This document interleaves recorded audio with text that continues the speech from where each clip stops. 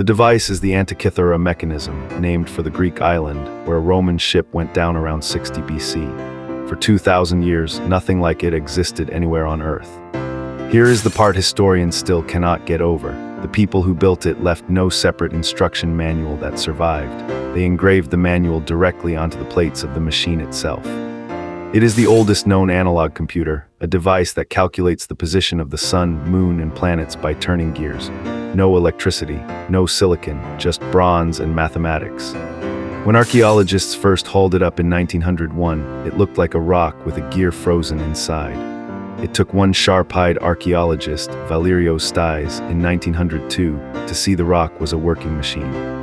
The mechanism is dated to roughly 100 BC, squarely in the Hellenistic period, the same era as the Library of Alexandria. It was built from at least 30 bronze gears, cut to a precision of a fraction of a millimeter. Some reconstructions identify as many as 37 separate gears working in concert. The largest gear carries 223 teeth. That number is not random. It encodes the Saros cycle, the 223-month rhythm after which eclipses repeat almost exactly. A second gear tracks the metonic cycle of 19 years, when the lunar and solar calendars realign. A third handles the callippic cycle of 76 years, refining the math further. Turn the hand crank on the side, and the front dial shows the 365-day calendar against the zodiac. The back carries two spiral dials mapping eclipses decades into the future. The front face displayed the positions of the 5 planets known to the Greeks: Mercury, Venus, Mars, Jupiter, and Saturn, each moving along its own gear train. The mechanism even accounted for the moon's uneven speed across the sky. It used a pinned gear arrangement, an early epicyclic system, to mimic an orbit that is anything but circular. Here is the part that stuns modern engineers. It models the moon's wandering speed with an epicyclic gear train, a small gear riding on a larger one, built 700 years before such gearing reappears in Renaissance clockwork. That anomaly mechanism is the hardest part to rebuild and the cleverest part to design. It turns a steady hand crank into a motion the Greeks knew was a drifting, uneven path. After the ancient world fell, this level of geared precision vanished.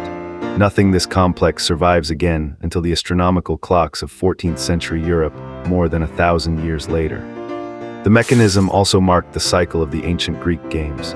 4 turns of a smaller dial tracked the Olympiad, the Pythian, the Nemean, and the Isthmian games, each on its 4-year rhythm.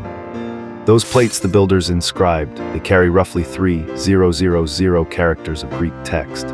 Modern X-ray scans read them as a kind of owner's manual, the one they engraved onto the machine, explaining which dial showed what. The inscriptions name the months, the star risings, and the eclipse predictions in plain language. The builders wanted the user to understand the machine without a teacher. X-ray tomography, the same technology used in hospitals, let researchers read gears they could not physically separate. Between 2005 and 2008, a team mapped the device tooth by tooth without taking it apart.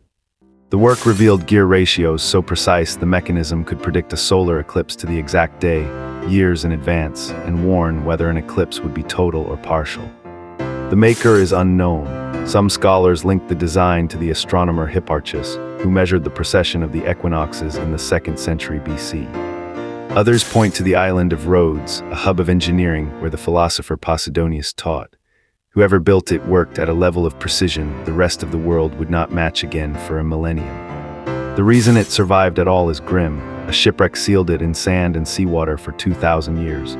Corrosion fused the gears, but it also froze them in place. Today, the mechanism sits in the National Archaeological Museum in Athens, behind glass. What looks like a pocket watch fused with a clock is, in truth, a 2,000-year-old laptop. The machine destroys a story we tell ourselves that the ancient world was primitive and technology climbed steadily upward.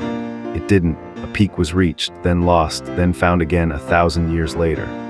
Every geared device you have ever seen, your car's transmission, a mechanical watch, a telescope mount, descends from principles this object proved real in 100 BC. The gap between the Antikythera mechanism and the next one like it is longer than the entire history of the printing press. Progress is not a straight line, it is a series of forgotten leaps. The next time you check a calendar app or glance at a weather forecast, remember the urge behind it. Someone in 100 BC wanted to know when the sky would go dark and built a machine to tell them. We like to think our tools are the summit. The Antikythera Mechanism is proof that people just as clever as us were here first, and that whole technologies can disappear without a trace. A working computer pulled from the sea, built before the birth of Christ, lost for 1,000 years, and waiting in the dark for a diver's hand. If hidden machines like this are your kind of secret, you are in the right place, more are coming.